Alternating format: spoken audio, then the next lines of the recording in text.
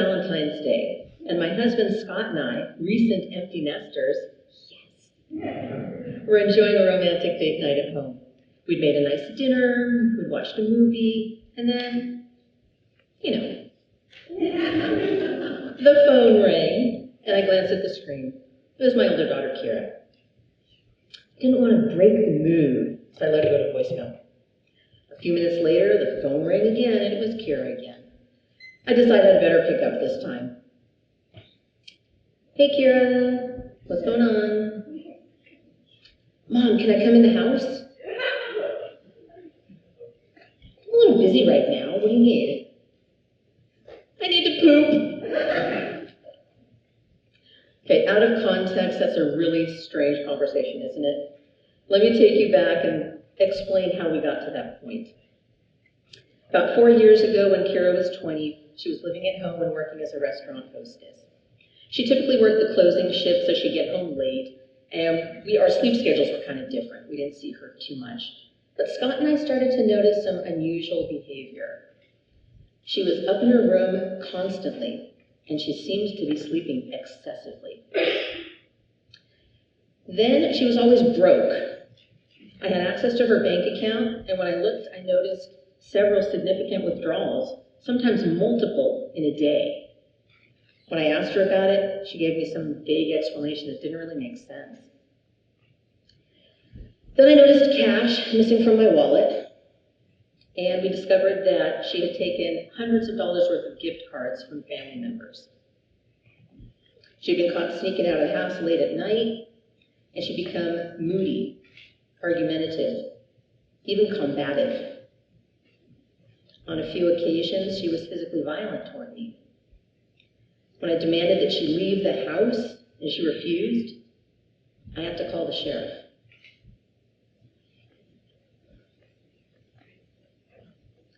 Scott and I tried to maintain discipline, and we enacted a house rules contract.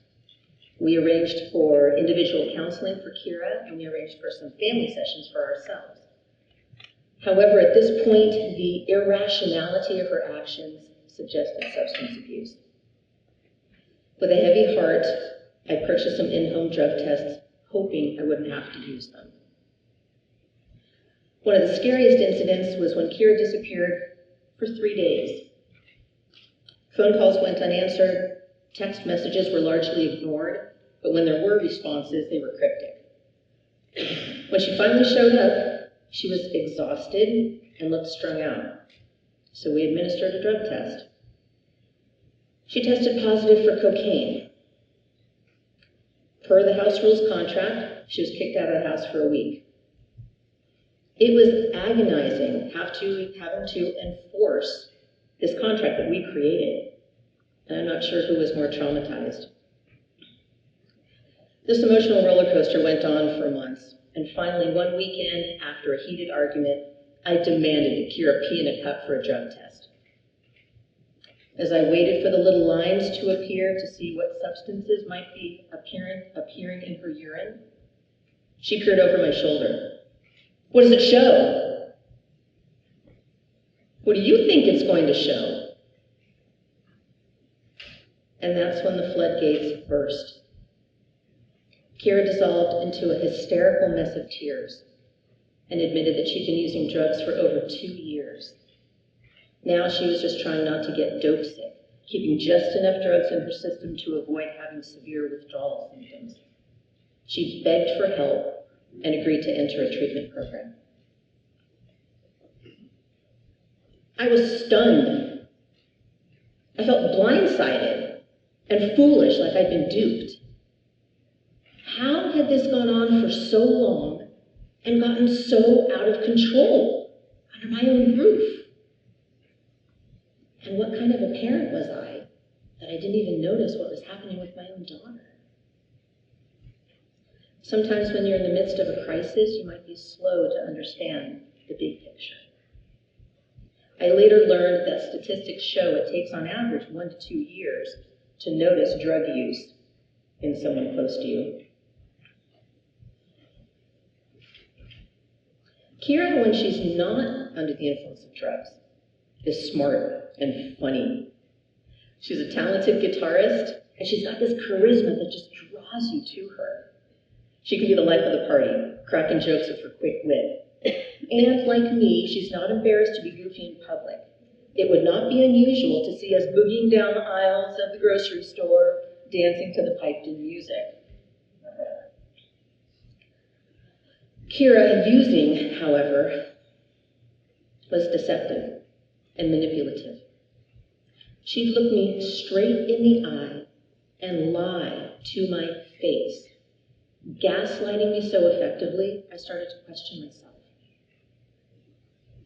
Her actions made her unrecognizable to me, a true Dr. Jekyll and Mr. Hyde transformation.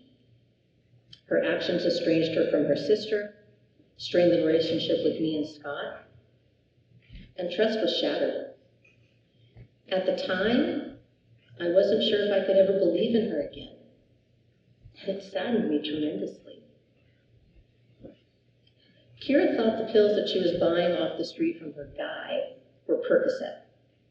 What started out as a recreational pursuit evolved into an addiction to fentanyl. According to the Centers for Disease Control and Prevention, fentanyl is a highly addictive synthetic opioid that can be 50 times stronger than heroin and up to 100 times more potent than morphine. An NPR article from August 2023 reported that adolescent overdose deaths nearly tripled from 2019 to 2021, and fentanyl was involved in 84% of them.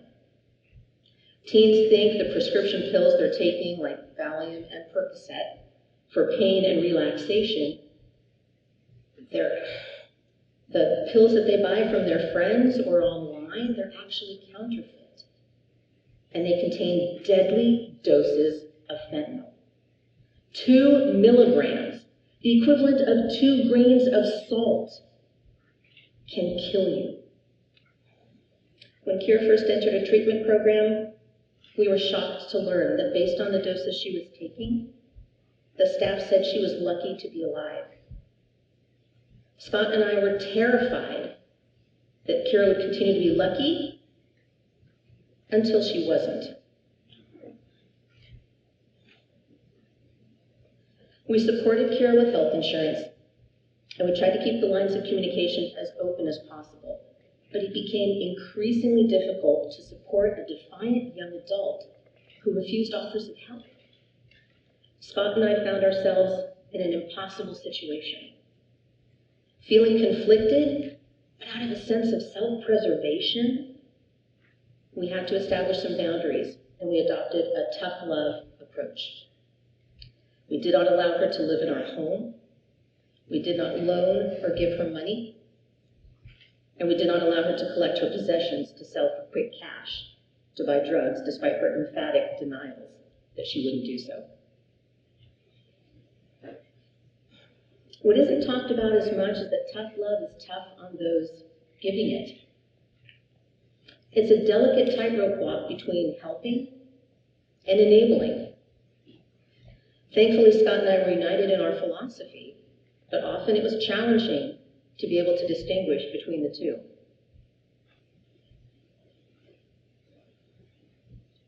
Imagine watching your child live out of her car, panhandling, barely eking out an existence that can't possibly have any quality of life. It's absolutely heartbreaking. What I'd witnessed at home was vanilla compared to what Kira was experiencing on the streets with her spiraling drug use. I spent many a sleepless night wondering if she was alive or dead. Knowing my daughter was making risky, life-threatening decisions made me feel confused, angry, but above all, totally helpless. For several months, it was a roller coaster of Kira entering a treatment program, getting clean, transitioning to a sober living house, relapsing, living out of her car, entering another treatment program, rinse and repeat. Though we didn't allow Kira to live with us during this time, Instead of giving her money that she'd probably spend on drugs, we'd buy her dinner, or we'd fill up her gas tank. And we let her come in the house to use the bathroom to go poop on that Valentine's Day. She may not have realized it at the time, but all of those actions were rooted in love. Probably the most challenging aspect of tough love is learning to let go. During this tumultuous time, I knew I needed the advice of a professional. I worked with an amazing therapist who helped me understand I have to let go. She taught me that I could walk alongside Kira on her path and support her. But this was Kira's journey to walk, not mine. It was out of my control. I had my own journey to walk during this time. Letting go meant that I continued to love and care for Kira, but I have to acknowledge that I was not in control of her actions. No amount of crying, pleading, yelling, or anything else on my part was going to change her trajectory. When you're on a roller coaster, you're at the total mercy of the ride, and you're not in control of the journey. That's what my experience felt like. Kira, too, had to learn to let go and get rid of her own stubborn mindset that made her think she could recover all on her own. She had to reach her own personal rock bottom before she was ready to accept help. Even in the darkest moments, I clung to hope. I am thrilled to share with you that today, Kira has been clean for exactly 2 years, 2 months, and 9 days.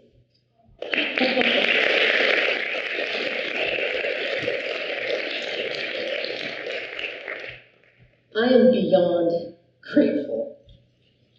She's going to school to earn her AS degree in drug and alcohol counseling, and she's employed as a counselor at a methadone clinic where she can connect with her patients because she's walked a mile in their shoes. As Kira has matured and using the tools I learned in therapy, our mother-daughter relationship is the best it's ever been. I am so proud of her towards her efforts toward recovery. I am acutely aware that we are incredibly fortunate to have emerged on the other side of this crisis. My heart goes out to every parent with a child in the grip of addiction, or worse, who has lost a child to a drug overdose. Why was Kira spared? Luck?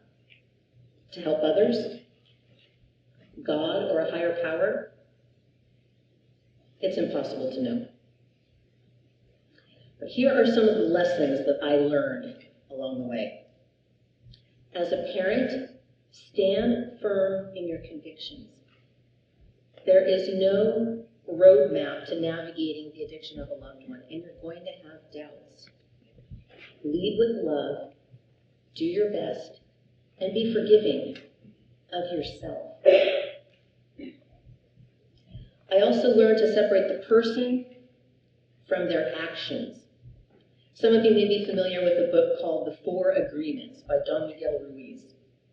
In it, the author suggests that in order to live a life full of joy and fulfillment, we need to make 4 agreements with ourselves. The one that resonates with me is, do not take things personally. Sure, it's hard not to take it personally when your child's actions have turned your life completely upside down. But Kira wasn't herself during the height of her addiction. My ability to forgive and move forward hinged on me being able to differentiate Kira as a person from Kira and her actions. I also learned I'm not in control. Although I'd love to be the master of my own destiny and that of my family and my friends, maybe you, or even you, I realize it doesn't work like that. Accepting that I'm not in control has actually brought peace to this former control freak. And last, perhaps most important of all, talk to someone about your situation. Your inclination might be to keep it a secret, but there's no stigma. Once I opened up about my experiences, I was astounded to learn how far-reaching addiction is and how many people's lives it touches. Whether you get support in a group setting or interact with people one-on-one, there's comfort in knowing that you're not alone. Is the ride over yet? I feel like I've been dragged up the incline, plummeted down the abyss. Now I'm coming back into where the ride began, just relieved that it's over. But Kira sometimes reminds me, there's no guarantee that we won't have to board that roller coaster again. It's called life. It has its ups and downs, unexpected twists and turns, and ultimately we're not in control of the journey. I'd like to close with a phrase that Kira shared with me that she heard in the recovery rooms. Addiction is giving up everything for one thing. Recovery is giving up one thing for everything.